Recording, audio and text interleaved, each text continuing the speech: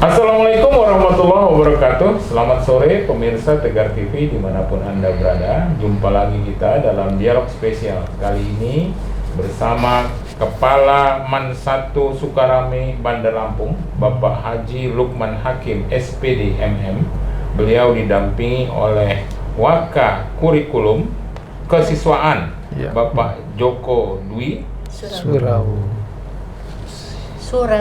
Surau dan Ibu Wakahumas, Ibu Yuniarti, beserta Kepala Tata Usaha Bapak Hendrawan. Iya, betul. Nah, ini senang ini kita dialog spesial khusus di ruangan rapat Man 1 Bandar Lampung. Menarik ini, Pak Kepala.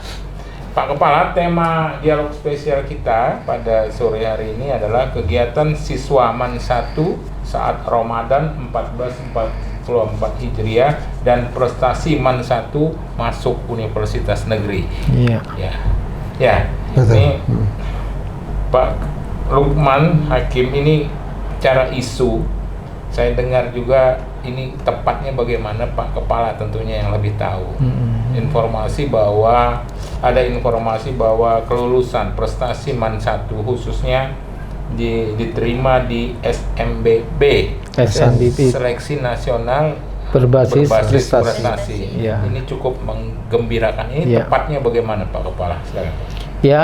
Bismillahirrahmanirrahim. Assalamualaikum warahmatullahi wabarakatuh. Saya berada di ruang Rapim. Ruang Rapim itu kalau di Man 1 ini adalah dapurnya sebuah kebijakan berasal dari ruang Rapim, rapat pimpinan. Disinilah digodok bersama tim saya ini ada Pak Joko Waka Kesiswaan, ada Bu Yuni bagian humas dan Bapak KURTU, biasanya lengkap dengan tim manajemen yang lain. Di ruangan inilah untuk membuat rencana kerja, mengevaluasi dan merancang segala sesuatu yang akan kita lakukan di lapangan. Kemudian baru sosialisasi ke tingkat warga madrasah lain, baik guru maupun tenaga kependidikan.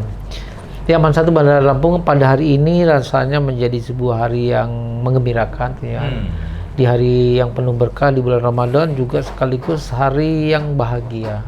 Kenapa saya katakan hari bahagia? Baru saja kami dapat menerima dari tadi malam udah ramai di grup bahwa siswa-siswi Man 1 Bandar Lampung untuk tingkat provinsi adalah penyumbang terbanyak masuk perguruan tinggi negeri di Universitas Lampung melalui jalur prestasi. Ini juga sebuah penyejuk hati buat kita semua.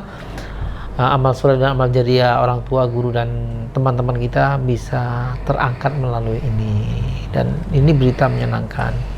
Baru saja dirilis dari beberapa media juga data dari Unila bahwa Man 1 satu-satunya madrasah yang bisa berkompetisi di 10 besar, dan Man 1 urutan yang pertama. Itu maaf nih, jadi satu-satunya madrasah itu yang bisa bersaing dengan SMA lain?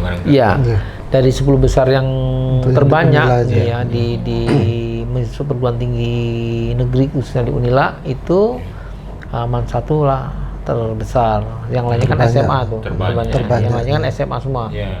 Tapi di madrasah yang lain juga ada rata-rata masuk di perguruan tinggi khususnya di Unila Karena yang baru pengumuman hari ini kan yang jalur umum nanti akan ada lagi di PTKIN, dan kita tunggu anak-anak yang belum sampai di level sekarang nanti akan kita tunggu di pengumuman di PTKIN-nya.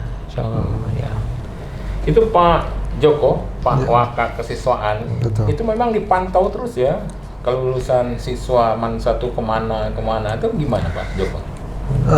Terkait dengan itu, pada waktu kita melakukan sebelum siswa-siswi kita itu menentukan pilihan pada program studi yang menjadi pilihan mereka, kita punya program bimbingan konseling. Jadi siswa itu kita arahkan, kita sesuaikan dengan prestasi mereka. Jadi prestasi A, si B, si C ini cocoknya kemana. Nah, kita punya sebuah tim di BK itu. Nah, mereka lah yang memberikan bimbingan konseling kepada anak-anak kita dengan prestasi yang seperti ini, lebih dominan di bidang studi apa, kamu sebaiknya kemana. Nah, disitulah kita rekan-rekan kami di BK itu mengarahkan anak kita satu persatu kita berikan konseling. Dan insya Allah BK kita setiap saat kapanpun, baik pun juga boleh, jika diperlukan konseling, insya Allah selalu siap. Itu salah satu faktor penunjang betul. Karena keberhasilan ini ya. Betul. Karena kalau kita tidak memilih jurusan di perguruan tinggi, kalau tidak disesuaikan dengan prestasi yang kita punya, tentu nanti jatuhnya malah nggak pas. Betul. Bisa nggak diterima. Betul, nggak diterima. Gitu ya. Oleh karena itu, melalui bimbingan konseling ini, tentu BK lebih profesional dan lebih paham dengan bidang ini. Si A, si B, si C ini sebaiknya kemana. Jangan sampai nanti kejadian antara si A dengan si B, mereka tidak mau mengalah, akhirnya milih di satu jurusan yang sama. Nah, pada akhirnya nanti malah mubazir di jurusan-jurusan yang lain, sangat potensial, tetapi karena informasi dan keterbatasan yang anak-anak kita tidak ketahui, akhirnya mereka salah pilih jurusan. Nah, oleh karena itu, ini akan kita antisipasi, dan BK bekerja sama dengan pihak manajemen itu bekerja keras untuk mengarahkan mereka bagaimana caranya supaya semua terakomodir dengan baik, sesuai dengan prestasi yang dimiliki oleh masing-masing siswa. Seperti itu. Jadi ternyata Pak Kepala memang hasilnya cukup menggembirakan. Tepatnya Alhamdulillah. Itu berapa jumlah informasi yang diterima di Universitas Lampung khususnya? Iya. Data sementara yang kita terima dari Universitas Lampung ya, tadi saya dapat rilisnya bahwa kita ada 60 anak kita yang dinyatakan masuk di beberapa fakultas di Universitas Lampung. Itu di Unila saja. Dari berapa yang diusulkan? Jadi kalau secara keseluruhan kita ada porsi 40% ya, 40% dari jumlah 455 siswa kita. Berarti kan ada sekitar 160 yang kita usulkan itu. Nah, data yang masuk hari ini yang sudah melaporkan dirinya merasa diterima di perguruan tinggi ada 78.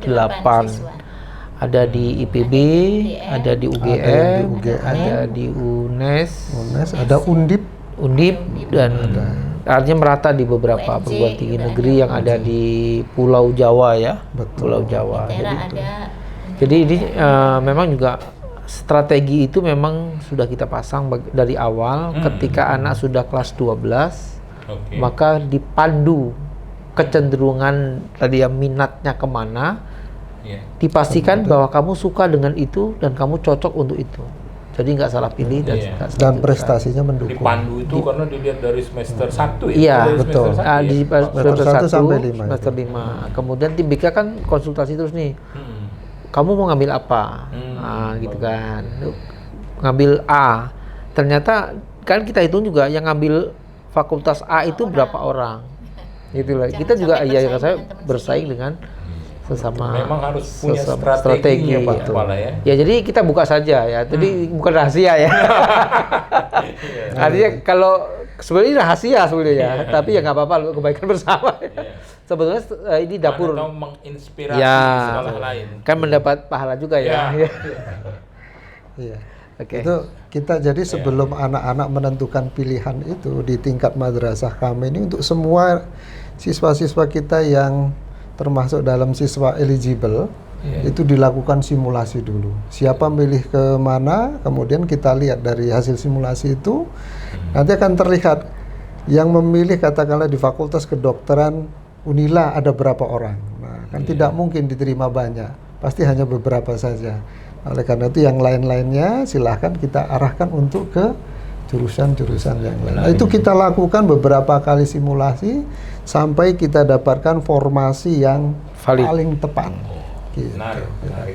Apalagi kata Bu Yuniarti, tidak hanya di Unila, data sementara ini ada sekitar 78 total yang tersebar di Pulau Jawa, perguruan tinggi yang top level gitu ya, Bu Yuniarti. Tapi kita akan lanjutkan sesi selanjutnya nih ya, Pak Kepala, Pak Joko, Bu Yuniarti, Pak Hendrawan. Ya, pemirsa Tegar TV, dimanapun Anda berada, dialog spesial kita bersama Bapak Haji Lukman Hakim SPDMM bersama Pak Joko dan Ibu Yuniarti didampingi oleh Pak Hendrawan kita akan lanjutkan pada sesi berikutnya. Jangan kemana-mana pemirsa, tetap di Tegar TV.